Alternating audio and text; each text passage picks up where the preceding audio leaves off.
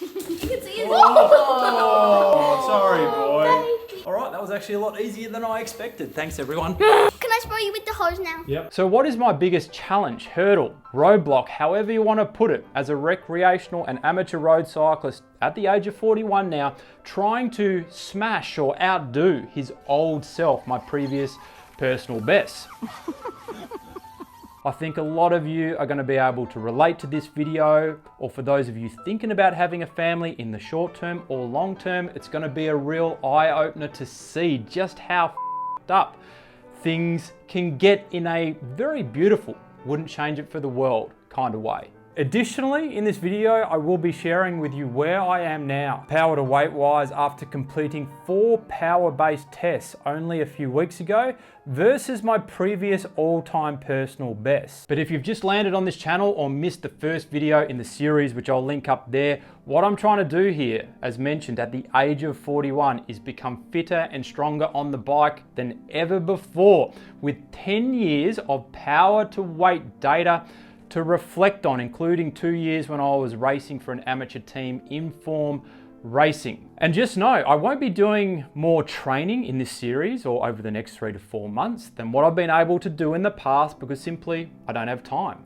I'm going to be aiming for 10 to 12 hours per week. So what is my biggest personal challenge in training in order to get fitter and stronger on the bike? Put simply, if I murdered my entire family, although I definitely would keep Rossi and buried them just over there, sort of behind the pool, not that I've put a lot of thought to this one, that would definitely resolve a lot of my problems. But I am ultimately very grateful to have 2 beautiful, healthy girls and a wife that is fun and full of energy. So ultimately, I wouldn't change a thing. So if I'm not willing to murder my family, what's your biggest challenge, dickhead? I hear some of you saying. You know, back in 2014 and 2015, when I was racing with Inform, I was putting in 10 to 12 hours of structured training per week. And my biggest challenge then was twofold. Number one, I used to travel a lot. I used to work for an American software company, and I used to go back to the US 4 to 5 times at least per annum. And also, my 2 young kids used to infect my wife and I almost on a monthly basis with some form of daycare inspired bug. And that was very challenging. I actually remember partially or fully shitting myself on the bike when I was getting over gastro, or in the US you call it the 24-hour flu, back in 2014, because I was just trying so hard to keep up with the training schedule. But ultimately, it was a disrupted routine. I could never tie clean weeks together. And really, it's that disrupted routine or inability to train consistently, which I'm sure a lot of you can relate to, which is my biggest challenge today.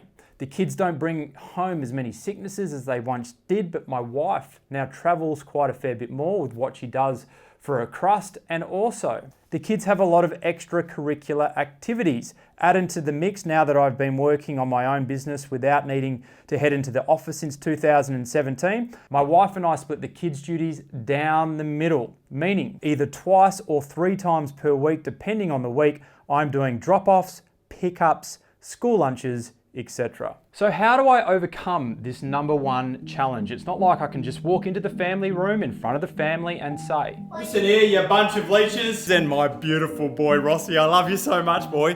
For the next few months, maybe 6, I'm riding as long and as hard as I like, and if you've got a problem with it, you can go and get over here and do a bit of this and do a bit of that, eh?" No, I can't do that. What I need to do is be strategic. I need to plan ahead, look into the year. Great Scott! And see where there's a quiet block for me to train, 3 to 4 months in length, and set expectations, particularly with my wife Alice, like this. Will you support me over the next 3 months while I do cycling training? Support you while you do cycling training? Yeah. As opposed to... Well, just so we can get a routine, you know, don't go away as much for the next 3 months, you know? Are you getting this on camera so I can't like renege? Yes, I am actually. March, April and May.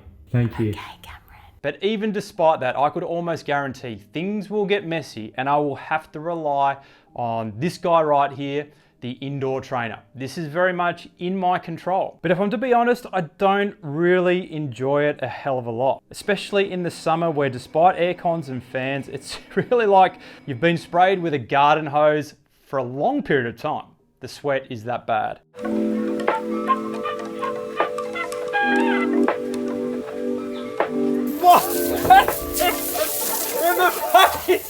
So in order to suck it up, Buttercup, I feel like I should pimp my indoor setup to entice me to ride for longer and harder when I have to train indoors. And I feel like having that environment for indoor training will go a long way to helping me over the next 12 to 16 weeks. And of course, setting expectations is not just with my wife, it's also with my kids, because in the past, on the indoor trainer, I have been knee deep in a VO2 max interval and they've both come in arguing, expecting me to mediate the argument. And I'm like, can you see? Well, I can't actually talk, but I'm thinking, can you see? I'm sweating and I cannot talk right now. What the hell is going on? And to be fair, on the weekend just past, I've set expectations with them and they were really good when I had to train indoors because my wife was away for the weekend. But all in all, I tend to be on the indoor trainer early, so it's just Rossi and I before the girls get up.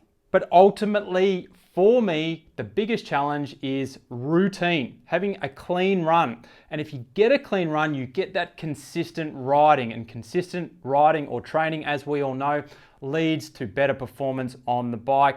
And really, in order to overcome it, in summary, you need to be strategic about when you train, and you also need to set expectations with those surrounding you. All right, Ryan, so you know my 5 second, 1 minute, 5 minute, 20 minute. I'll put them up on the screen for everyone.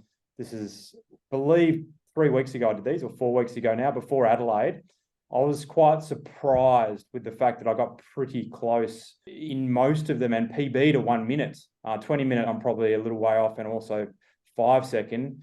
Given the volume of training over the past, I'd say 12 months, I've been averaging 5 to 7 hours per week, unstructured. Why do you think I got so close, or even PB'd my 1 minute? I think there's just a bit of residual fitness there. So with all that training you've done over the last 10, 15 years, like there's a lot of fitness there, and the muscles remember what to do. It just takes a little bit to get into it. So that short power, you can generally do a really good one-off effort. So that one-off real hard effort, but repeatability could be an issue. So if you had 3 or 4 or 5 of those in a session, you're probably not going to be able to do them very well, but one-off, quite good. And also recently you're doing bunch rides, and like, even though the CTL or your fitness isn't that high, there's still a little bit of fitness being maintained there for the last 12 months. Yeah, okay. And that would probably explain the 20-minute effort I did after the 5. I really started to fatigue out, I felt. Although I was able to hang on, but I was definitely fatiguing. I wasn't going the right way. Probably about 8 to 10 minutes in, I could feel that muscular fatigue. So that 20-minute, I reckon, is going to be a good benchmark for tests in 12 to 16 weeks' time. Yeah, I think that's probably going to be where you see the biggest improvement, just because of the repeatability, because you have to do the 5 minute all out before it. So it's a big indicator of how fit you are and how good your endurance is to be able to repeat a massive effort like that. Yeah.